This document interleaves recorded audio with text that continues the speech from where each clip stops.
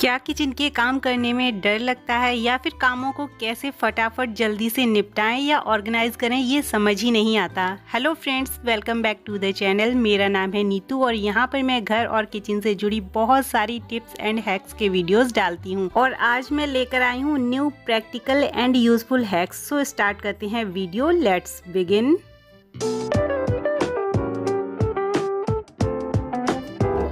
बहुत सारा ऐसा सामान होता है जिसे हम परचेज करते हैं और उनके साथ कोई ना कोई बैग मिल जाता है, कैसा भी हो, प्लास्टिक का, पेपर का, और बहुत यूज़फुल होते हैं उनमें से ये वाले बैग जिनमें जिप टाई लगी हुई आती है। बहुत अच्छी क्वालिटी की जिप टाई होती है और ईजिली खुलती भी नहीं है और ना ही जल्दी से ख़राब होती है। तो ये बैग मैंने बिल्कुल भी नहीं फेंके हैं और सबका एक अमेजिंग सा यूज़ आज मैं आपके साथ में शेयर करूँगी। तो सबसे पहले हम करेंगे इनका मेकओवर। उसके लिए मैंने लिया है ऐसा एक कॉटन का कपड़ा। जैसा भी कपड़ा आपके पास हो आप वैसा कपड़ा यूज़ कर सकते हैं। और साथ में लिया है ये फैब्रिक ग्लू, ये मस्ट है और फैब्रिक ग्लू ही हमें यूज़ करना है।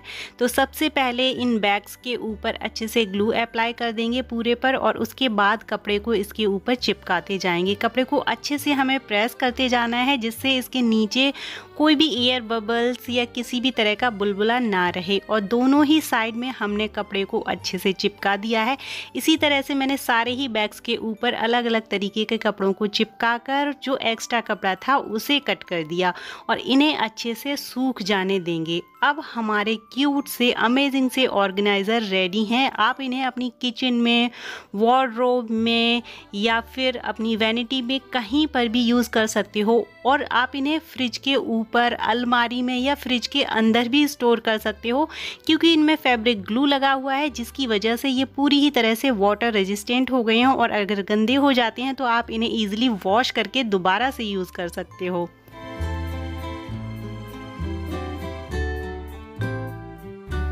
किचन में कुकिंग करते हुए हमें कई बार ऐसी सिचुएशन फेस करनी पड़ती है, चाहे तो दाल बनानी हो, चावल बनानी हो या कोई भी चीज़, तो कभी कम बन जाती है बट कभी ज़्यादा।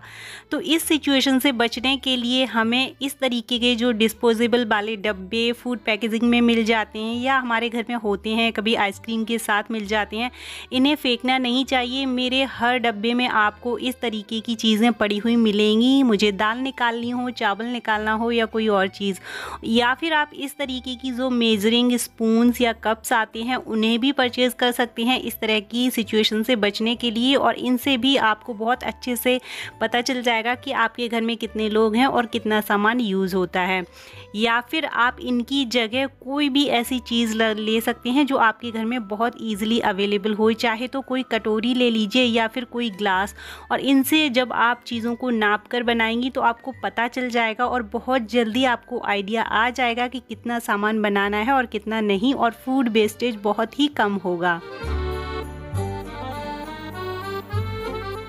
ये कुछ प्लास्टिक की ऑर्गेनाइज़र बास्केट्स हैं जिन्हें मैंने अपनी किचन के लिए परचेज़ किया था और इन्हें मैंने अभी तक यूज़ नहीं किया है बट ये काफ़ी अच्छी क्वालिटी में है, तो मैं इनका थोड़ा सा मेकओवर करूँगी। उसके लिए मैंने लिया है इस तरीके का एक फैब्रिक जो प्रिंटेड है और काफ़ी अच्छा है, तो इससे मैं इनका कवर बनाऊँगी। और कवर बनाने के लिए मैंने इनको कुछ ऐसे रखा है, इनकी साइज़ के हिसाब से कट कर लिया। जो अंदर के कॉर्नर्स थे उन्हें पिन से सिक्योर कर दिया है कि कितनी सिलाई लगानी है।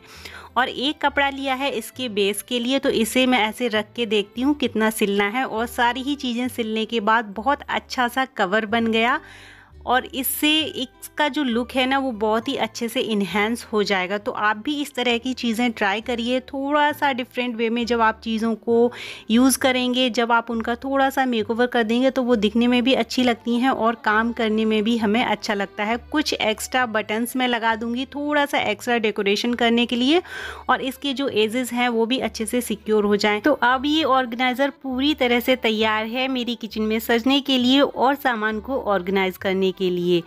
तो मुझे तो बहुत अच्छा लगा। आप लोगों को कैसा लगा कमेंट्स में बताना ज़रूर। और हाँ, आप मेरे चैनल को सब्सक्राइब भी कर लीजिए ऐसी ही अमेजिंग से वीडियोस को देखने के लिए। घरों में बहुत सारा छोटा मोटा सामान यहाँ वहाँ ऐसे रखा होता है जिस पर कभी ध्यान नहीं जाता, या ध्यान जाता भी है तो हम सोचते हैं चलो ये थोड़ा सही कंडीशन में है। और कुछ एक्स्ट्रा बेल्ट्स ऐसे रखी हुई थी मेरे घर में जो बिल्कुल भी यूज़ नहीं हो रही हैं, बट इनकी ज़रूरत तब होती है जब कहीं जाना हो, कोई बेल्ट नहीं मिल रही हो, ऐसे खुल जाती हैं। और कुछ बच्चों के ऐसे पुराने जो हैंड ग्लव्स होते हैं वो भी पड़े हुए थे, तो बिल्कुल ही छोटे हो गए और कंडीशन भी ठीक नहीं है, बिल्कुल यूज़ नहीं है। तो इन सारी बेल्ट्स को मैं अच्छे से फोल्ड करके इनके अंदर फिक्स कर दूंगी। इससे ये बहुत अच्छे से अपनी जगह पे सिक्योर बनी रहेंगी और बिना कोई खर्चा किए हुए ही ये छोटे छोटे से क्यूट से फिंगर ऑर्गेनाइज़र मेरी बेल्ट्स को मिल गए हैं। तो आप भी ऐसी चीज़ें ट्राई करिए, बहुत अच्छे से चीज़ें ऑर्गेनाइज हो जाती हैं।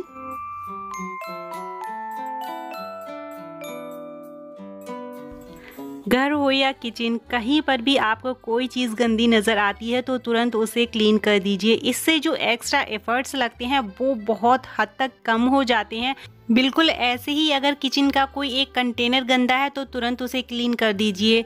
फ्रिज की अगर कोई ट्रे एक गंदी है तो उसे तुरंत क्लीन कर दीजिए। अगर आप वेट करेंगे सारी ही चीज़ों के गंदे होने का तो इससे एक्स्ट्रा टाइम जाता है और हमारा सामान भी लंबे टाइम तक गंदा बना रहता है। तो मैंने अपनी फ्रिज की ट्रे को देखा कि वो थोड़ी सी गंदी हुई है तो मैंने तुरंत का तुरंत उसे निकाल कर क्लीन कर दिया। इससे मुझे एक्स्ट्रा एफर्ट्स लगाने की ज़रूरत नहीं पड़ी, क्योंकि दाग धब्बे अगर पड़ जाएंगे वो ज़्यादा देर तक लगे रहेंगे तो ज़्यादा टाइम भी लेंगे क्लीन होने में।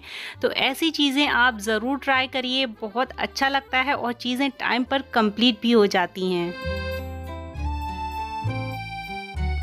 ये टिप पिछली टिप से रिलेटेड ही है। जब भी हम किचन में काम कर रहे हों तो किसी भी चीज़ के साथ काम करें, चाहे अदरक कूटने वाली खल हो, चाकू हो, ग्रेटर हो, चॉपिंग बोर्ड हो, यूज़ करने के बाद हमें इन सारी ही चीज़ों को अच्छे से वॉश करके सुखा के रखना चाहिए। खल को हमें कभी भी खुला नहीं छोड़ना चाहिए, हमेशा इसे उल्टा करके रख दें जिससे इसमें कोई चींटी या कुछ और कीड़ा ना जाए। टिप छोटी है पर बहुत काम की है।